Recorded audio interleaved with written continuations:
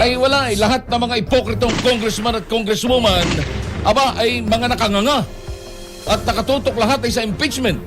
Pero sa paglalatag ng pondo para masundo ang ating mga kababayang OFW sa abroad, wala. I am referring to the government. Di ba kayo nahihiya na sa bagsak na ekonomiya natin ngayon, mga OFW ang siyang bumuhay sa atin? Samantalang kayo, anong ginawa nyo? Inubos ninyong panahon sa paghahanap na ikakaso kay Sara na kahit pagbali-baligtarin ninyo, wala naman kayong makita. Di ba nga? Anong tulong? Yun ang hinihintay natin eh. Hindi natin hinahanap yung problema dahil yung problema nandyan na. Pagbali-baligtarin mo man yan, problema na talaga yan. Ngayon, ano ang solusyon? Solusyon ang hinihintay ng ating mga kababayan. Hindi impeachment trial. Anong plano ninyo? Iniwanan na kayo ng presidente ninyong bangag. Anak ng nanay naman ang Pilipino nagsisikap. Hindi ba kayo nahihiya? Tawag dito, it's a reality na talagang wala tayong ginagawa. Na inubos natin ang panahon sa pamumulitika. Good morning sa inyong lahat. Good morning! Abante Pilipinas! Aabot sa bilyon-bilyong pisong halaga ng koleksyon sa buwis ang mawawala sa presyo o sa gobyerno sa sandaling suspindihin ang excise tax sa langis.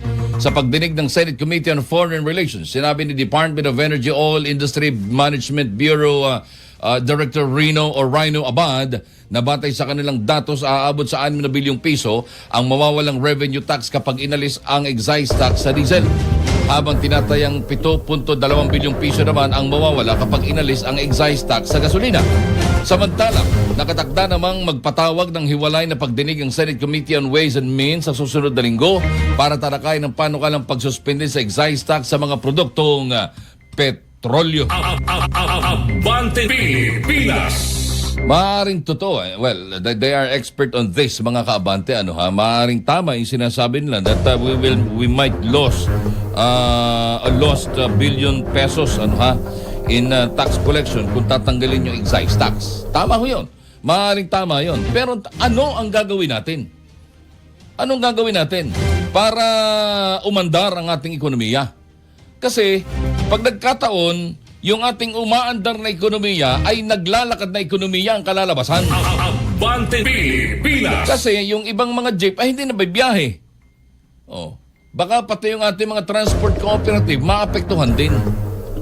So, anong gagawin natin ngayon?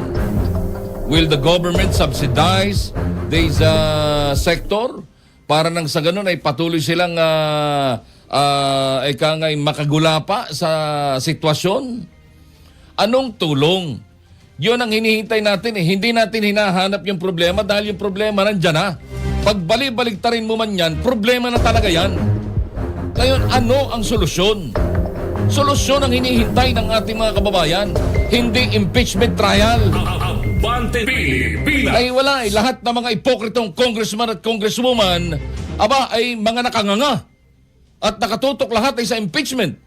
Pero sa paglalatag ng pondo para masundo ang ating mga kababayang OFW sa abroad, wala. Abante Pilipinas! Anong plano ninyo?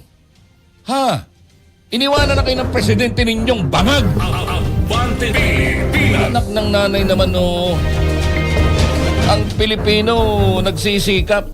Hindi ba kayo nahihiya? I am referring to the government.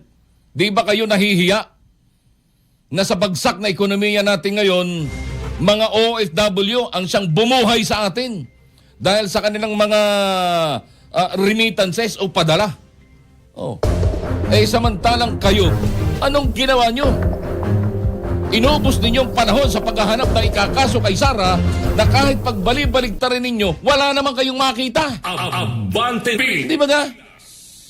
I am not speaking or talking for and in favor of anybody. But this is ang tawag dito, it's a reality na talagang wala tayong ginagawa. Na inubos natin ang panahon sa pamumulitika. may isa pang kwan, gusto pang umepal nung isa, no? Kung sino mang gustong sumipsip doon sa isang congressman, congresswoman. Bay, siya daw ang susunod na Miriam Defensor Santiago. Hindi ka ba nahihiya sa sarili mo? Abante Pilipinas. Well, baka naman hindi alam ni Congresswoman na may ganong memes na lumabas sa social media. Doon sa gumawa nito, sobra namang pagkasipsip naman yan. Sobra naman pagkasipsip niyan. At para ikaw ay makinabang, natural. Yung ginawa mo niyan, ipakikita mo ngayon kay Congresswoman. Abante Diba? Pilipinas. Sus, alam na alam ni Fred ang labanan dyan. Diba? Alam na alam din ni Yorme kung anong labanan dyan. Kung gusto mong kumita, gawa ka ng maganda at ipakita mo doon sa kabila. Hindi ba ga? Abante Pilipinas. Kahit hindi totoo, kahiya-hiya. Diyos ko. Ihalin tulad mo si Jerbil Luistro kay Miriam Defensor Santiago. Mario Joseph, baka lahat ng mga magagaling ay magsibangon at pagsasapukin kayo isa-isa. In defense of former Senator Miriam Defensor Santiago. Or should I say, your former future president? Abante Pilipinas. Hindi nangyari, di ba? Sabi ni Anshar, kapal nga mga mukha ng mga yon. Hey! Abante Pilipinas. May dalawang hipit talaga naman, no. Anong ginagawa ninyo? Ayan, problema na yan. Again, problema na yan. Ang tanong, anong solusyon na ikatutuwa ng madlang people? Abante Pilipinas. Dalawang bangkay na tagpuan sa Maguindanao del Sur. Umabati sa balita si Abante reporter June Mendoza. Abante Pilipinas. June? Tuloy pang inaalam ngayon ng mga otoridad ang pagkakakilanlan ng dalawang lalaking natagpuang nakabulagta sa magkakahiwalay na lugar sa probinsya ng Maguindanao del Sur nitong araw ng Linggo. Ayon sa kapulisan, unang natagpuan ng isang bangkay ng lalaki sa bahagi ng sitio Bacotoy, Barangay Pandag, Bayan ng Pandag, pasado alas 11 ng umaga. Ito umano ay nakasuot ng maong na pantalon, puting t-shirt at itim na jacket. Samantala, natagpuan din ang isang lalaking walang buhay at nakabulagta sa bahagi ng Barangay Dilimbong, bayan ng Saiduna Mustafa, bandang hapon. Pareho may mga tama ng bala sa iba't ibang bahagi ng kanilang katawan ang mga biktima. Lumabas din sa inisyal na ulat na hindi mga residente sa nasabing mga lugar ang dalawa at posibleng biktima ang mga ito ng salvage o summary execution at itinapon lamang sa nasabing mga lugar. June Mendoza, Abante. Abante Pilipinas. Thank you, June Mendoza. Nagatid sa oras na alas 4:41 na ho ng umaga. Oras para gumising na!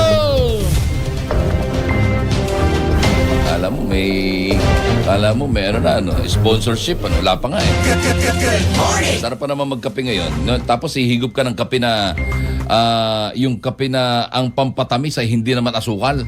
Pero makakabuti sa mga may diabetes. Ano bang mga kape yung ganyan?